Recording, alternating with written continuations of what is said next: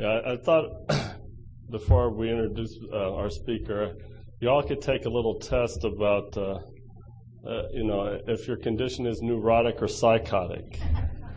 And you can tell the difference. A neurotic person builds a castle in the sky. And if you're a psychotic person, you move in. So you can figure out today by that little simple test whether you're here in Al-Anon because you're neurotic or because you're psychotic. But either way, we're here for ourselves because of our thinking problems. And our speaker today, I've known for many years now. You know, I was always excited when I go to the Friday night Rocky Hill meeting because there's two, I would have used to say old timers, but I would say long timers. But and anytime one of these people share, you just sit on the edge of your seat waiting for the words of wisdom to come from their mouth. And anytime Betty would share, I listen because I always know that I'm going to get something, and I also know that it's going to be funny and humorous because she has such a great sense of humor. I always thought that if they encouraged men to find woman sponsors, that I would have asked Betty to be my sponsor because she has such great spiritual insights. So with that, all the way from Rocky Hill, Connecticut, Betty T.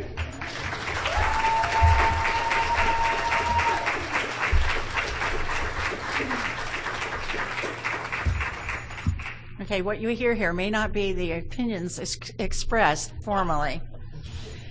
Hi, my name is Betty. I am more than honored to be here. And I've been in Al-Anon 15, 16 years. I don't know. I'm not good at counting.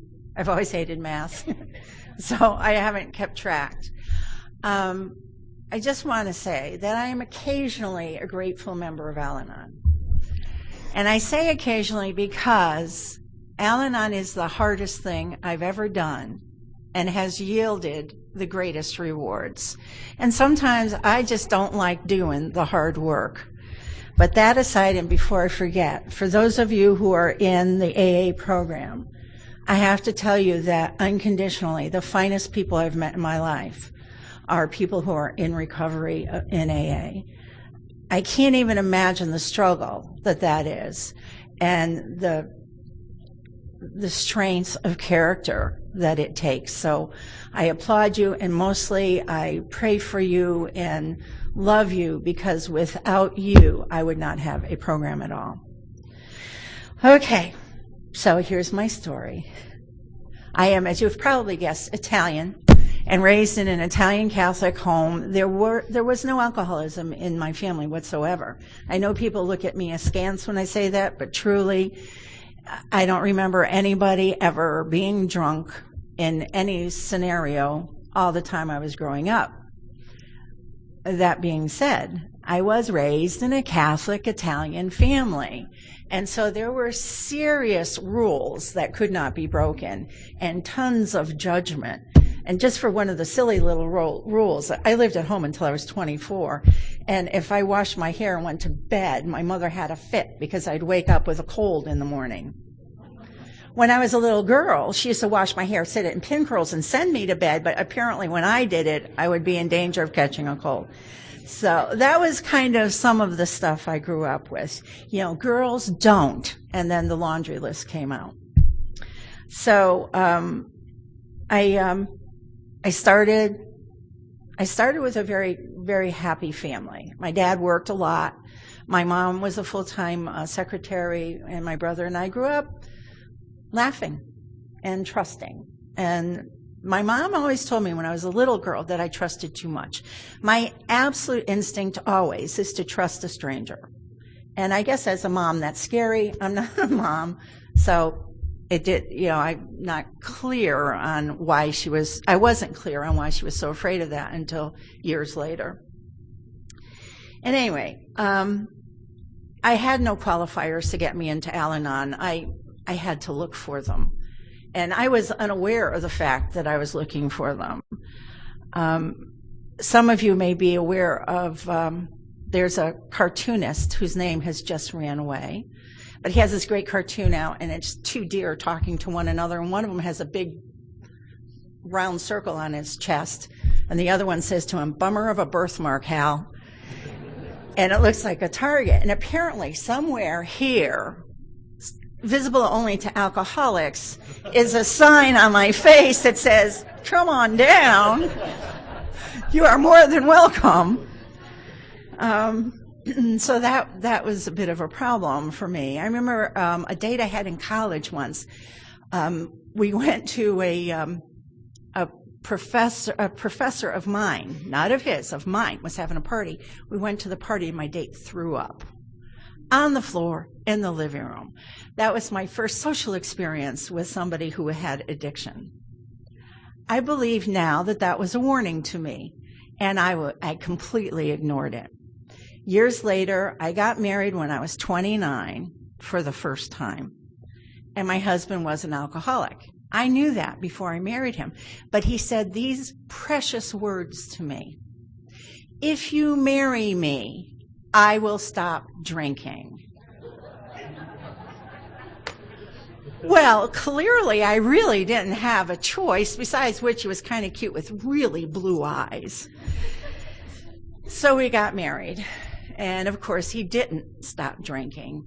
But I began some things I had only practiced as an Italian Catholic woman, and those were control issues.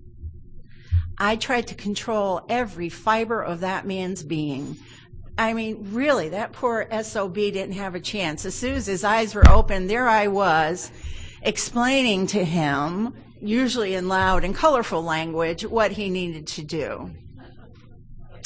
We got a divorce. Actually, on our anniversary, I asked him for a divorce because at that point, it was the only gift that would have made me happy. So we did divorce, and I did what I did not know then, a geographical cure, because I was unaware. I knew about Al-Anon. I even said to him once, I'm going to try an Al-Anon meeting, and he had a fit, blew up. Said, absolutely not. It was probably the only time in our married life that I listened to him, of course. But that's what happened, and I didn't go to Al-Anon. I did move to Philadelphia, and about a year later, I traveled in the job that I had. About a year later, my ex-husband caught up with me, and we had like a little micro weekend, a little mini marriage kind of thing, where Friday I was happy to see him. By Sunday, I couldn't get rid of him quickly enough. I thought, thank you, Jesus, because now I am confirmed in my decision that divorce was the right thing. I still did not go to Al-Anon because, he was out of my life. Why would I? Remember the traveling thing I mentioned? I traveled with my boss, who was a couple years older than me, and a raging alcoholic. And what I did was I used to go from store to store up and down the East Coast between Philadelphia and Manassas, Virginia, and D.C., and change mannequins in a store. So it's in a mall all day long. It's very physical work. It's very demanding work. I loved it because I was skinny as a rail. Who wouldn't love it? And my boss traveled with me when we were out of state, and we'd be in the malls until closing, 9 or so. So it'd be 10 o'clock by the time we got to whatever hotel we were in. And of course, he was driving the company car, not me, heaven forfend. And we'd get out of the mall, and he'd drive straight to the bars. And I'd be starving to death. And I'd be sitting there eating the cherries at the barkeeper's end, begging him to take me somewhere because most of the restaurants were closed. We had to go to a fast food place. He was unbelievable.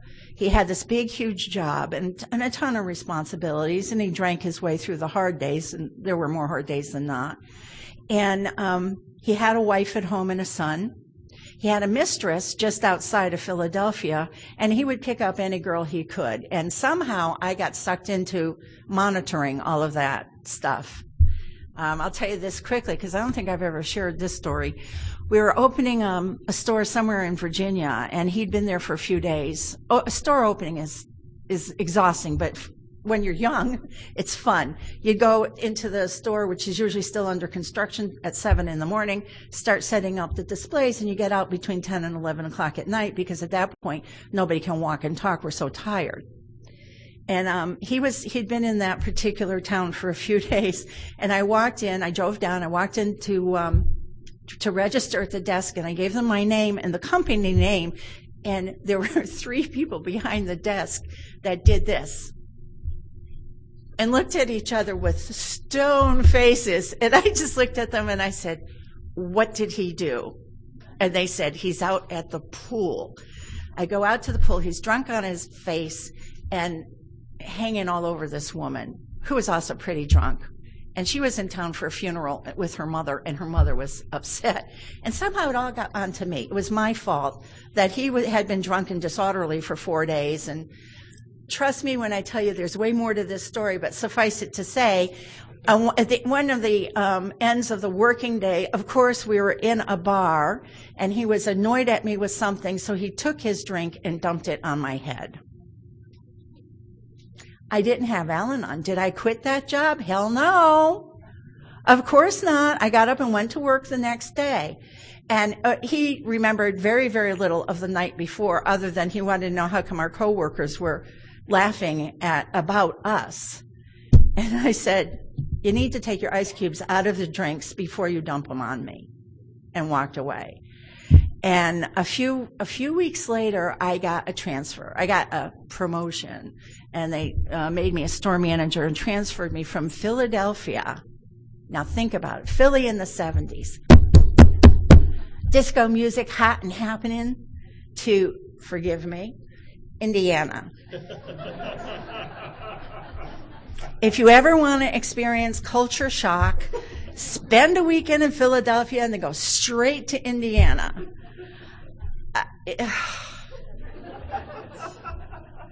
I love food, clearly. I love food. In Indiana, you can get salt, pepper, ketchup. That was it. When I asked him for, sausage to make spaghetti sauce with, the guy handed me a package of Jimmy Dean's sausage. Breakfast sausage. I said, no, I want to make spaghetti. This is the butcher. I said, I want to make spaghetti sauce. He said, oh, they'll never know. I said, well, it's going to be hard to keep the secret because I'm dining alone. So I used to beg my mother to send me stuff, but she never quite got it. I think I finally got some oregano from her or something. At any rate, I was kind of feeling bad about myself. I mean, the divorce was bad enough, the first divorce in the family, and now it's many years later, and there were only 2 other divorces out of my big giant family, but I was the leader. And I was in Indiana, and I met a guy, and I married him, and I have to tell you, I think he put something in my drinking water, because if you do the pros and cons list, there just isn't a pro on his side. It just isn't there, except he has 2 daughters. And so we got married, and we both got bored, but he found a blonde, and that's how he solved his boredom. And my first response when I realized he had a girlfriend was, hallelujah, I get to go back to Connecticut. That's literally the first thing I said to him. I found this letter she left and went, you know what this means? And he's quaking in his shoes. And I said, this means I'm going back to Connecticut. And I have to say, that was, pretty exciting to me, because I could get back and, where people actually had conversations and oregano and basil, and where they didn't wear these T-shirts that had big giant holes in them. Not the kind that you wear out. No, the kind you buy with the holes in them. They like fishnet thingies. I'll tell you about that later, because I don't want that one on record. Okay, so I moved back home. I was 36 years old. What I owned was furniture and household goods. And I moved into my mother and father's basement. You know the kind. It had the knotty pine paneling and the asbestos squares on the floor. It also had a bathroom down in the rec room. and a little kitchen area. And my mother didn't understand why I didn't want to be back in my own bedroom, which was adjacent to their bedroom. And what I remembered most about living at home is if I rolled over in bed, my mother would say, "Cover your shoulders, dear." This was when I was 24. And I just said, no, I'm going to go downstairs. And I bought a queen-size bed, and there was a big argument with my parents about why I didn't just buy a twin bed, but we'll just pass on that one for the moment, too. And when I finally got the bed set up, I made it with my sheets that I brought from Connecticut to Philadelphia to Indiana and back home.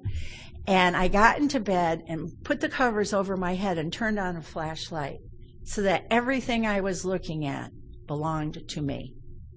And I could just be in my own environment.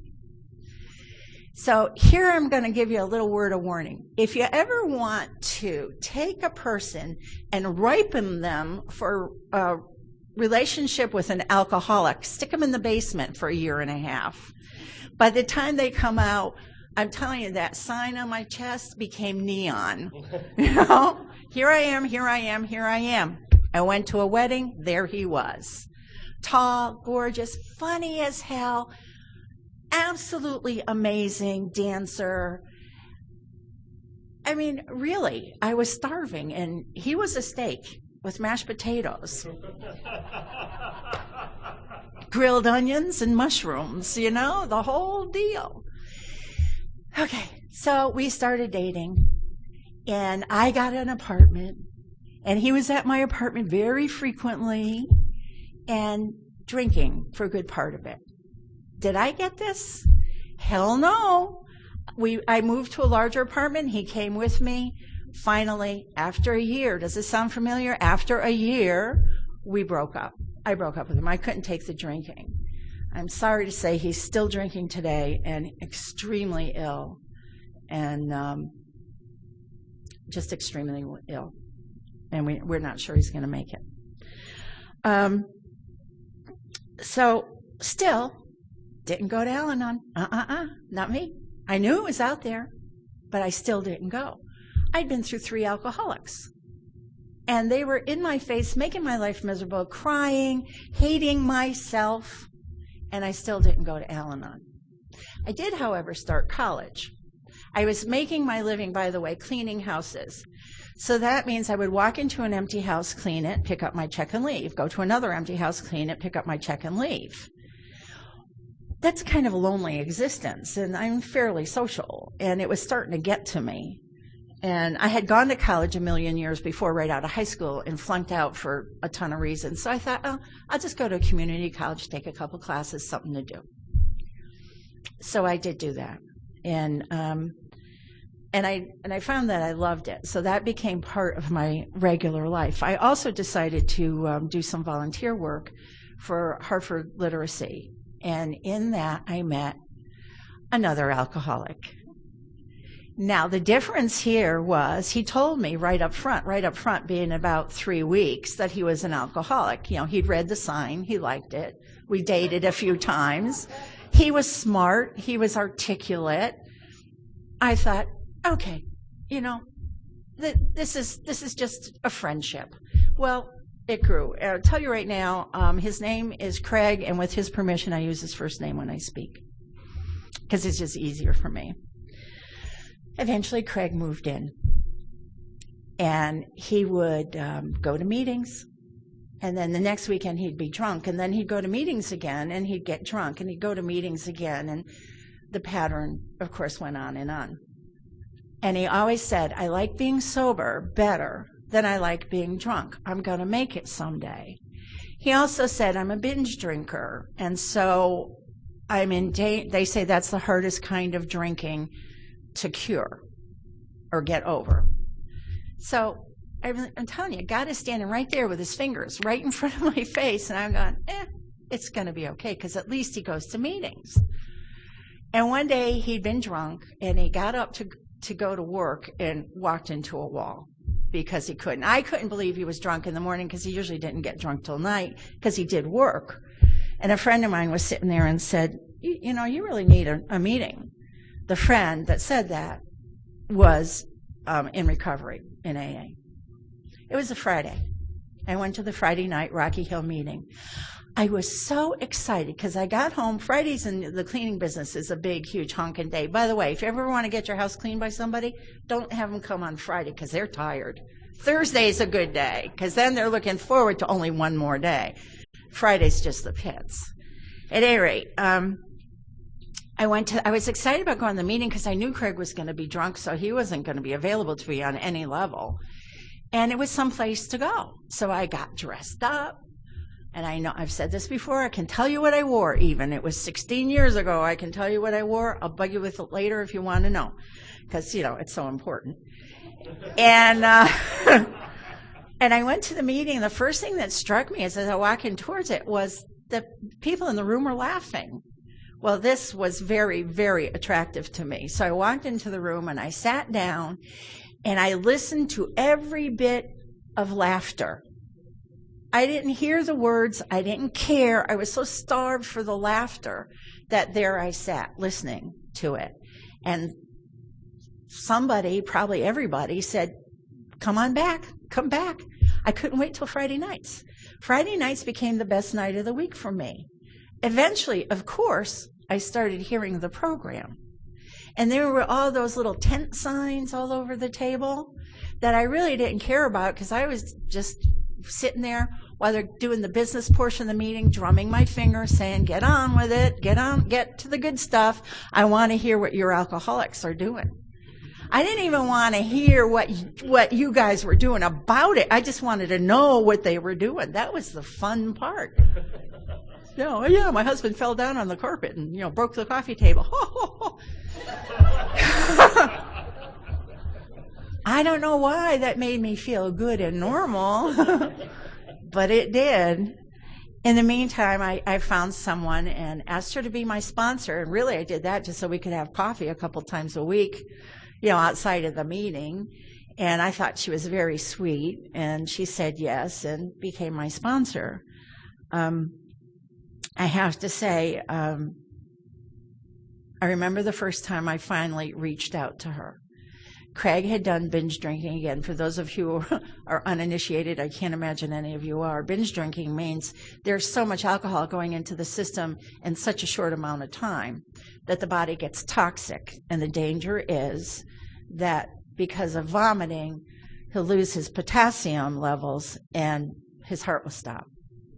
So every time he went binge drinking, which was always at home. The first few times he would actually go to a motel room for 3 days.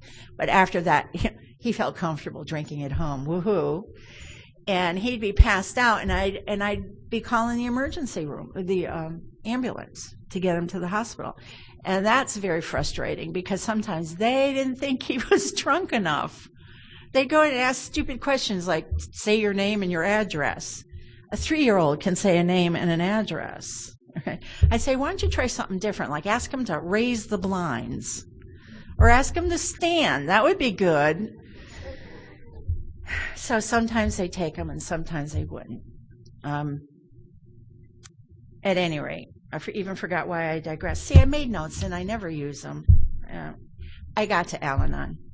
And my sponsor said to me one time, afterwards, we sometimes would go out for coffee. And she said, you coming for coffee? I said, I can't. I just sent him in an ambulance before the meeting. I've got to get to the hospital, see how he's doing. And she said, why? What a simple little word. Why? Why do you have to drive to St. Francis in downtown Hartford at 9 or 10 o'clock on a Friday night and sit in the emergency room until you can get back to where he is? And I mean, the gunshot victims and the violent victims are there by 10 o'clock at night, usually, although it's worse later on in the evening. And I thought, wow, I could miss all that. I could probably make a phone call from my own living room and get the information I need to get. So I went out for coffee. I went home, I called, was told he was sound asleep. I could pick him up in the morning. I went to bed. It was very nice. The next couple of weeks later, he got really bad. A detox situation is a really threatening thing. I mean, there's copious amounts of vomiting and in his case, ranting about stuff and tons of other things going on that were difficult. But I have to say, in his case, he never ever blamed his drinking on me, which from my understanding in the rooms is unusual. He always took full responsibility for being drunk. But I got to tell you, that's very small concession to the horribleness of living with active alcoholism. At any rate, a year passed and we were still together. I'll cut to the quick. It's 20 and a half years and we're still together. At this moment in time, he's been sober for 5.5, 6 years. I don't know. It's none of my business whether or not he's drinking. And I learned that in Al-Anon. That Friday night meeting became so much more than my favorite night of the week because it's where I could meet friends and laugh. It became the only place in the world I had ever been that did not judge me for anything that I did.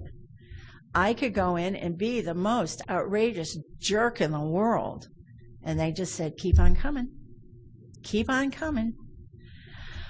I can't tell you how healing that is, coming from a judging family who loved me. I mean, there's no doubt about the fact that they loved me. And coming from the environment that I came from, to have unconditional acceptance was remarkable beyond words. Abraham Lincoln wrote something that's in some of our Al-Anon literature. We have a bookmark, and on the back of it are some of his words of wisdom. And one of them was, you're as happy as you want to be. Every day you can be as happy as you want to be. I didn't understand that. I didn't understand how I could possibly be happy. And then Craig's sister said something to me. His whole family, aunts, uncles, cousins, suffers from this disease. His sister said she remembers one time visiting, and he was married to someone else, and he was drunk on the floor. And Audrey said, my sister-in-law just stepped right over him, and she said she was going to go out running. And Audrey said, but how can you? He's drunk on the floor. She said, it's the only thing I can do. I thought, wow. Now, I've never met this woman, but what a paragon of virtue, you know, that she could put all of that misery aside and literally step over the problem and go on and live her life. I never knew I had choices because I really didn't get them growing up. My mom said I could be either a nurse or a teacher. There was a little time there when I was 8 years old when I wanted to be a nun, but that's not uncommon with Catholic girls of my age, and I think that went away when school started and I saw boys or whatever. So my mother was a little worried there for about 2 months, and then they just all very much went away. And I knew I couldn't be a nurse because, seriously, the sound of someone vomiting just is enough to get to me. So that clearly was out, and that left teaching, which, as it turned out, I loved. But for many, many reasons, I didn't graduate when I should have, or when most people do.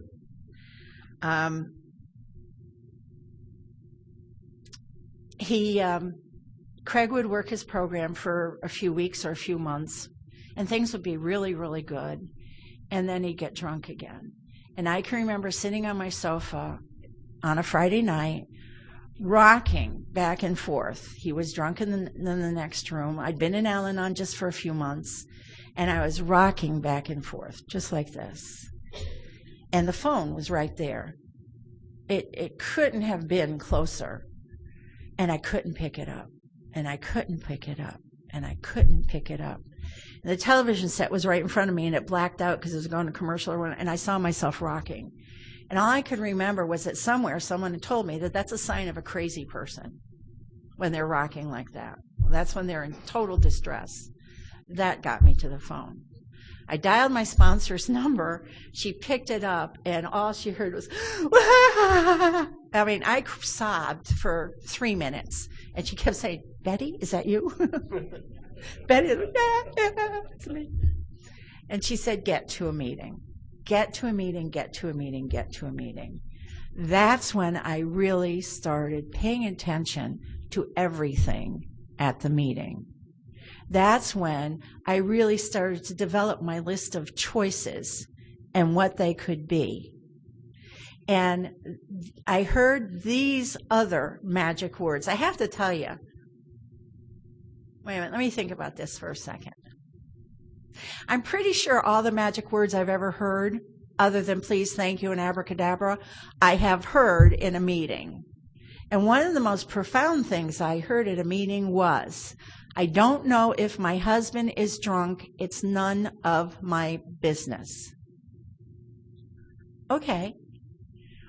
What a concept. So let's extrapolate that. If it's none of our business whether or not our alcoholic is drinking, that must mean we're asleep or we have other business.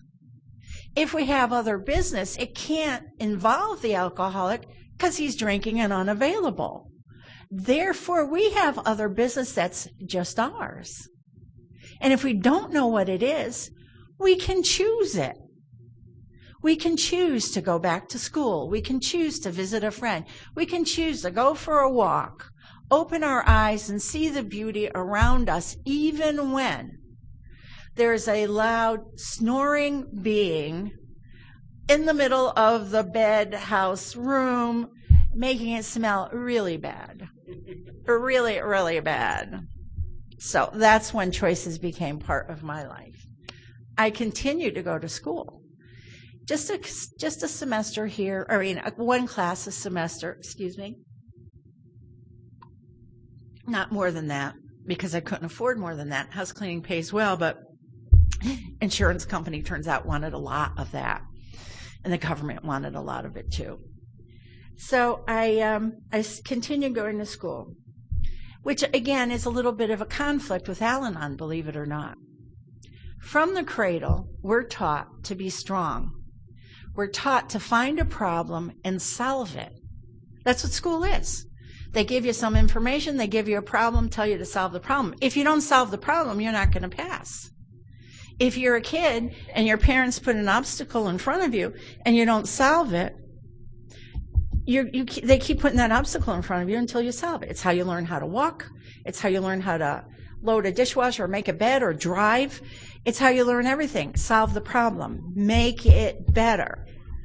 In Al-Anon, they're telling me it's not your problem to solve. You can live with it. That's your choice. And you have to take responsibility for that choice. But it's not your problem to solve. How could it not be my problem to solve? I have to pay the rent.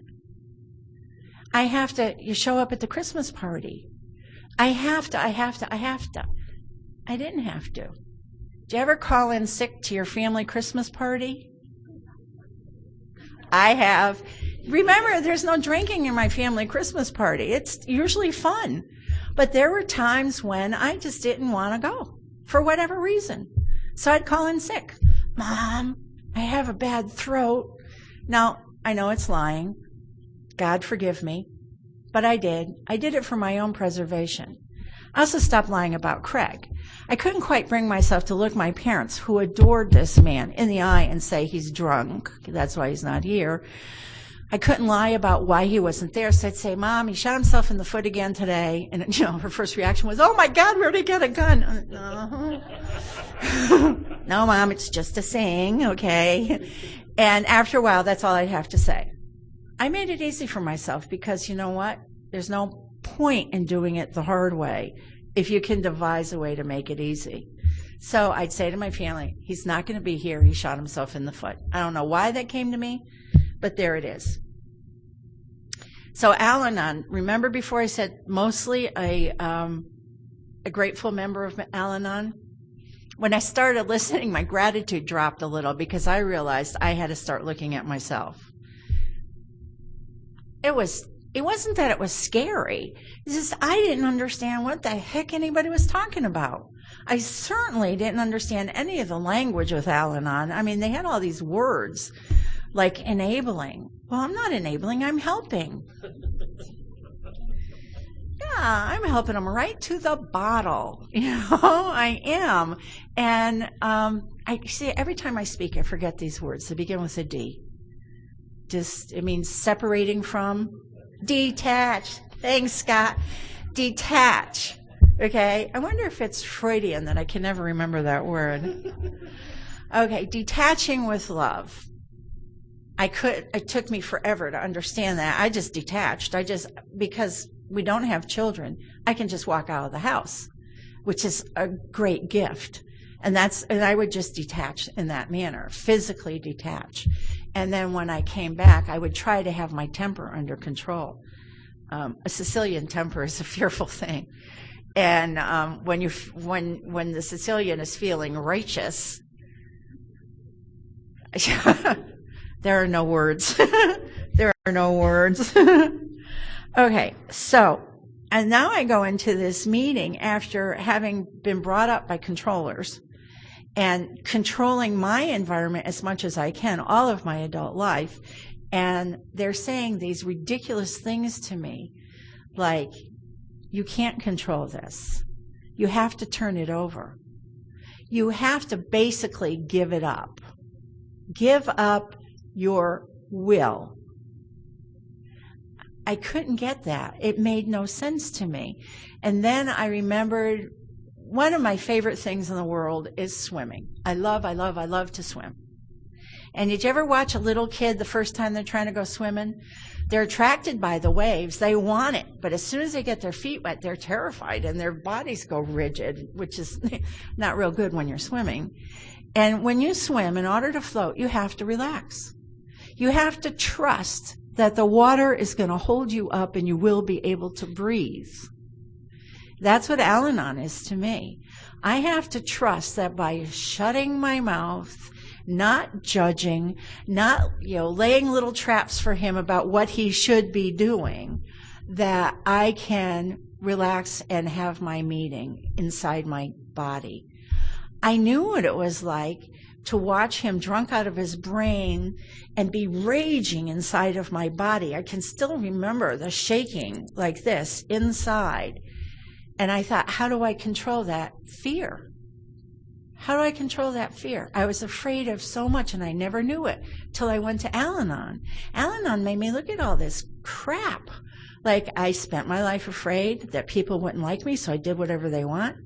That sign I was born with right here? I wasn't born with that. I put it out there myself.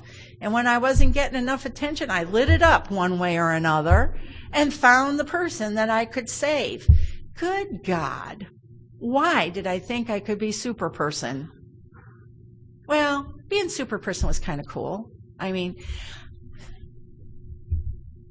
there's a class action suit for us. As a group, Al-Anon, AA, we should all just bring it up right up against Walt Disney and everybody else about you're going to meet the perfect person and ride off and have happily ever after. It doesn't exist. My parents had a great marriage, but when they'd been married about 60 years, my mother left my father for one night because they had an argument, and she had it. That's it, Phil, I'm leaving you. And at 8 o'clock at night, gets in her car and drove to her sister's house. And then through a whole series of phone calls, I get to go to Mom and Dad's house and get her clothes. And my father wouldn't let me in, and I finally got in. He said, what are you here for? I said, well, Mom's leaving you, so I'm getting the clothes. It was bizarre. The next morning I went by just to make sure everything was okay, and my mom and dad at 80-something were standing in the kitchen necking, so I left. But Mom had, exercised. That was playing her last card, let you know that I can leave you. And, they lived happily for another 3 or 4 years before my dad passed away.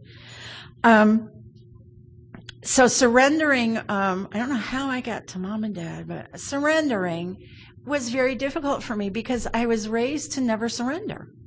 Never surrender, never surrender, never surrender. And now Al-Anon is saying, you want to be happy? Surrender.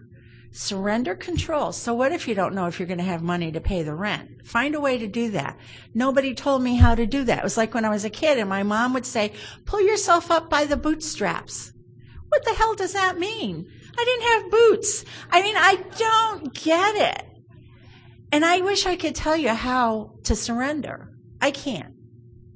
Other than the first question that comes to me always is, how important is it? How important is it that you win this argument? It never is important. It really isn't. All an argument's going to do is suck the joy out of my moment or day or evening or afternoon or whatever it is, and maybe longer. And that is not my goal. My goal is joy. If you think surrendering is a weak thing to do, try it. It requires every ounce of strength, humility, and love that you're ever going to find in yourself. If you can surrender, which is different than quitting, because surrendering doesn't imply bitterness, quitting does, in my opinion. If you can surrender to this disease, it will not control you anymore. Because as soon as you're disengaged from it, you can make a choice that's going to make you happy. It's that simple. Also, it does something really cool to the alcoholic. It leaves them wondering, how come there's this elephant in the room and you're not trying to lead it around? How come he's stuck with the elephant? And then maybe it'll occur to him that it's not that important and it will disappear. I remember years ago saying to Craig one day, he was upset about something. He wasn't angry. We weren't arguing. He was asking me for help. And he told me what he was afraid of, and honestly, I can't remember what it is right now. But I just walked up to him and I went like this on his shoulder, made this little brushing gesture. And he said, what are you doing? I said, that's your problem. You put it there. That's why it's scaring you so much, because you know how to scare yourself better than I could ever do it. And you put that problem there, and all you have to do is brush it off your shoulder. I was kind of proud of myself. I thought that was a pretty cool analogy. I kind of live for analogies. And then the next time I had a problem, I was walking lopsided because I was letting it get bigger. And I just literally brushed it off my shoulder. It worked. I wish I could tell you I do it every time I have a problem. I don't. Of course, there are times when I go running to the raging flame of my problem and embrace it with my whole body and let it consume me.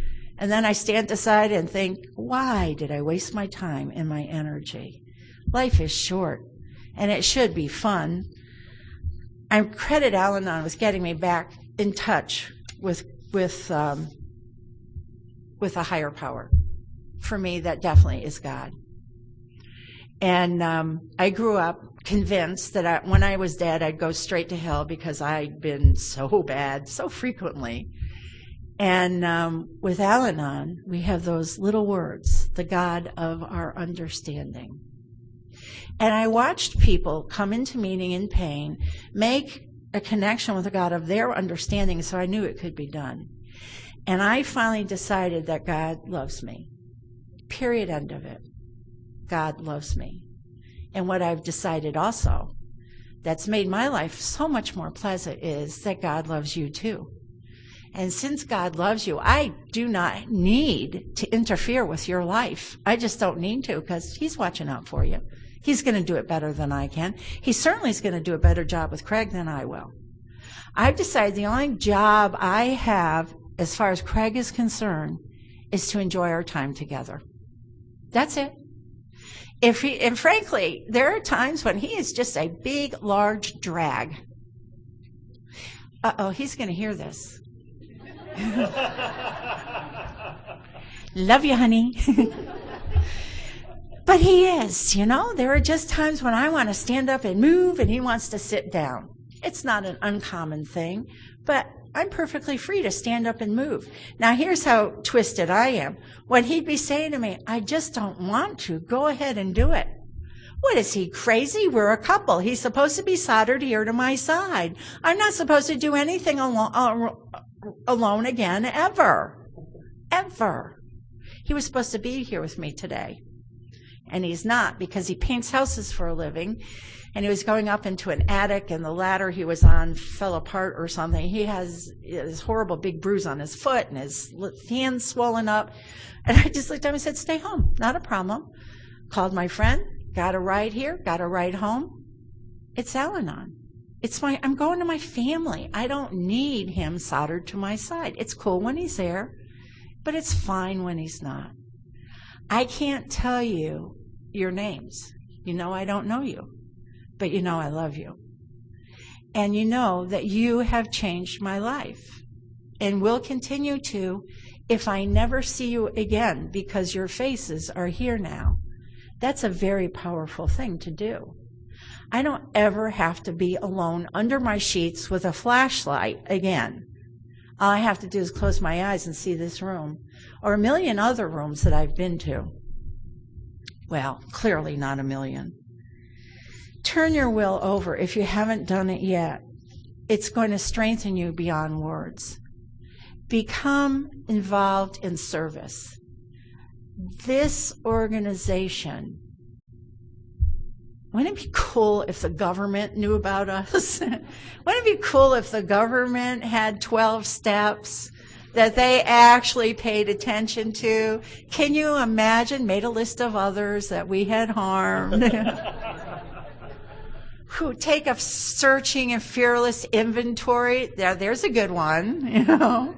Nonprofit, whoa. Service is going to expand you in every way in this program. It's going to strengthen your program. It's going to get you into other districts.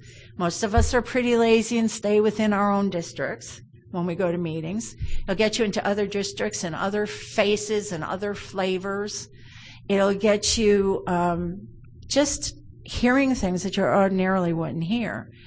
I was thrilled to be a member of Al-Anon by the time my mom got seriously older. My mom died a little over a year ago. She was 100 years old. She was actually 8 months into her 101st year. And because of this program, I had such an excellent relationship with her. You know, there became a time when she became physically dependent upon my brother and myself. And then there was a time when she was mentally and emotionally dependent. That's a hard thing to do. It's hard to say to somebody in the space of 4 blocks, when Mom would turn to me in my car and she'd say, "Where are we going, honey?" "We're going to, you have a doctor's appointment." "Okay." "Where are we going, honey?" "We're going to a doctor's appointment, Mom." "Okay." "Honey," "Oh my God, Mom."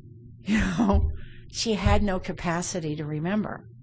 She could not remember. It was physically beyond her. I had learned that lesson because when Craig was drunk on the floor and I'm yelling directions to him and he wasn't responding, I finally came to believe he was physically impossible because of the alterations in his brain by the chemicals he ingested. To hear me, much less follow through on things like sit up and take a shower. The man was on the floor. Standing in a tub wasn't going to be a good idea under any circumstances. So my program helped me with my mom. Early on, when I would say to her, "I have to leave, I've got to get to a meeting," after a while she would get offended by that because she didn't understand it. And of course, she didn't want me to belonging to a cult. When in truth, if it were up to me, I'd register babies in this particular cult. At any rate, one day I simply said to her, "Mom, here," and I handed her the Courage to Change. I said, "Open it to any page you want and read it." And she opened it, she read some of the pages, and she looked at me and she said, "This is really lovely." I said, "Yes, it is. And that's what I'm going to do." Because she didn't want me sitting in a room where those women would sit and cry about their husbands. I said, "Well, Mom, there's guys there too." And I said, "And we don't cry, actually, we laugh a lot." She was confused, but once she read the Courage to Change selections, she was fine with it. And I had tools that I never had before, even about making other friends. I've mentioned a few times that I took some college courses.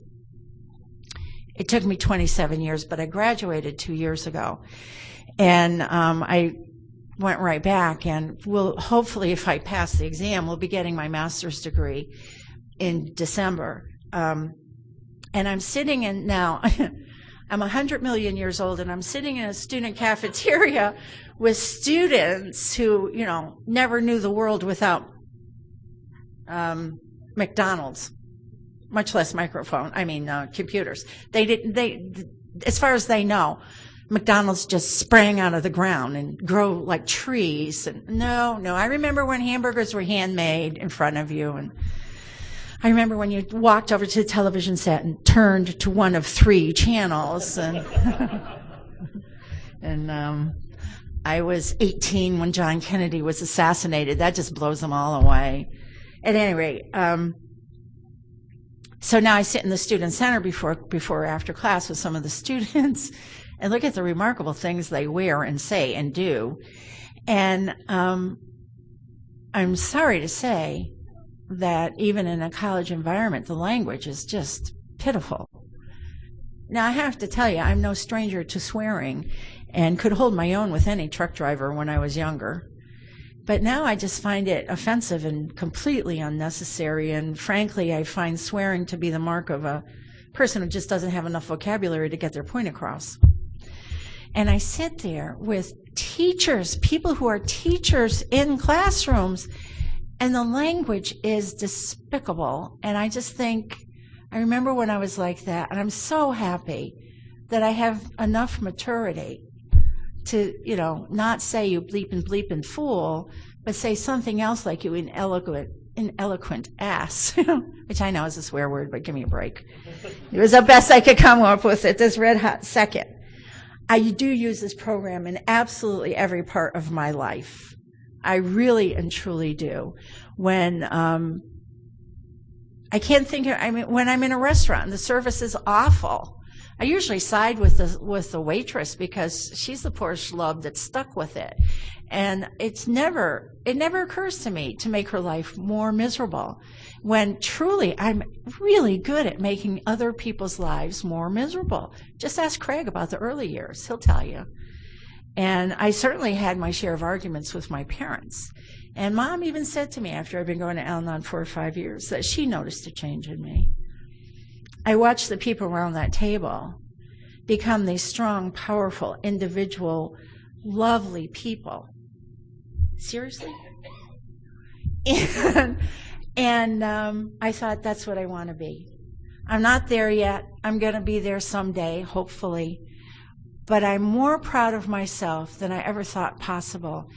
And even though my brother and my cousins never had to deal with alcoholism and they have strong marriages and good kids, I wish they had this program, because they've never experienced what I've experienced, and that is looking inside myself, having the courage to look at what's bad in there and do one of 2 things: decide I want to live with it or change it. Always with a sense of humor, always with an unimaginable degree of pride, which is tough to have when you're a cleaning lady and the whole world is, doing other things around you. But I have more strength now in my soul than I ever would have. So thank you all for those amazing gifts to me.